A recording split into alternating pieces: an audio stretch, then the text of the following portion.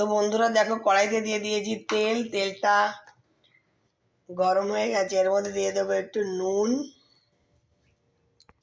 দেখো নুন আর হলুদ দিয়ে দিয়েছি। এইটা দিয়ে এবার মাছগুলো দিয়ে ভেজে নেব।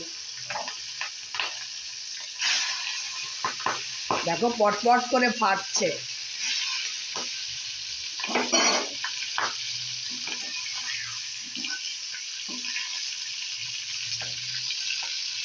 লাল লাল করে চিংড়ি মাছগুলিকে ভেজে তুলে নেব।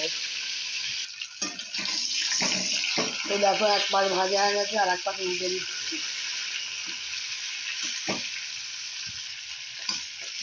দেখো এক পাশ ভাজা হয়ে গেছে, আর এক পাশ উল্টে দিলাম। লাল লাল করে ভেজে তুলে নেব, আর একটু হবে।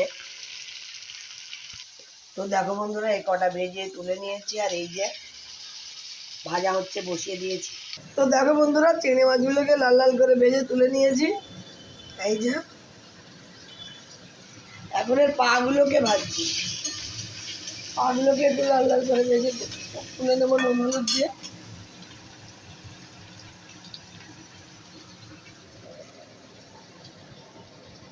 চিংড়ি মাছগুলো কিন্তু বেশ বড় বড় আছে। এখানে দেখো